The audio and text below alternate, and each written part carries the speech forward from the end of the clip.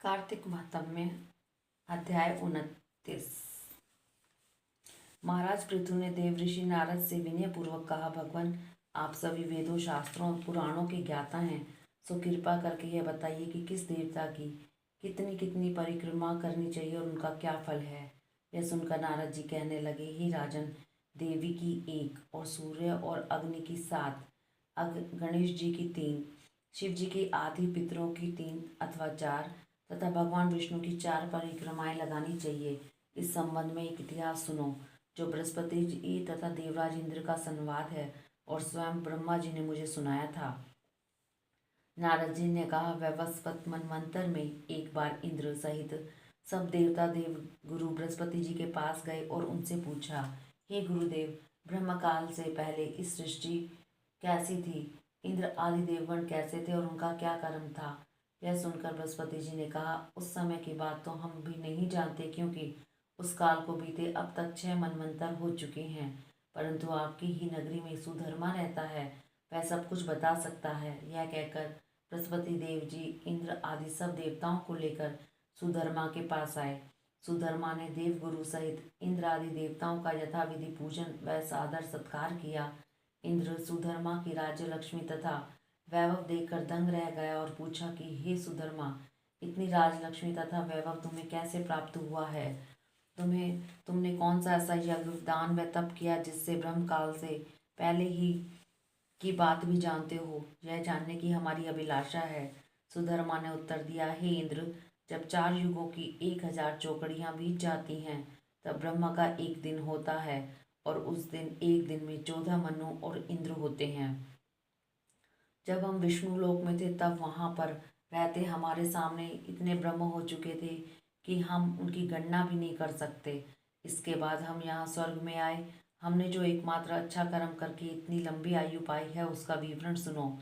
पहले जन्म में मैं एक मांस भक्षी गिद्ध था। उस समय कार्तिक शुक्ला नवमी को श्री विष्णु के मंदिर पर बैठा हुआ था कि एक शिकारी ने आकर बाण मारा, जिससे घायल होकर मैं विष्णु मंदिर में आ गिरा। उसी समय मांस के लोभी एक कुत्ते ने आकर मुझको पकड़ लिया। उसे देखकर अन्य कुत्ते भी वहां आ गए। वह कुत्ता उनसे डरकर मंदिर के चारों ओर चक्कर लगाने लगा। अन्य कुत्ते भी उसके पीछे पीछे भागने लगे।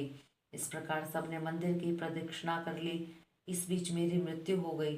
मंदिर की प्रदक्षिणा से भगवान अत्यंत प्रसन्न हुए और मुझको अपना परम पद दे दिया। यह बात सुनकर इंद्र तथा अन्य देवताओं अत्यंत खुश हुए और उन्होंने भी भगवान का पूजन करके प्रदक्षिणा की। इसके पश्चात नारद जी ने इस नवमी तथा भगवान की परिक्रमा का महत्व बताते हुए आगे कहा, हे राजन, कार्तिक शुक्ला नवमी सतयुग की आदि तिथि है।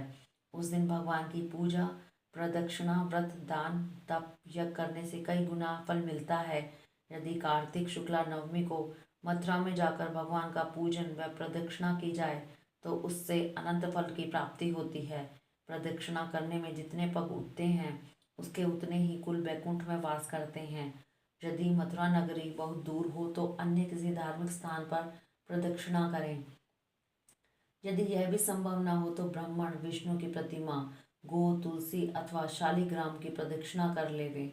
समुद्र सहित संपूर्ण पृथ्वी की परिक्रमा करने से जो फल प्राप्त होता है, वही अनंत पुण्य फल तुलसी जी तथा शालिग्राम जी की प्रदक्षिणा करने से प्राप्त हो जाता है।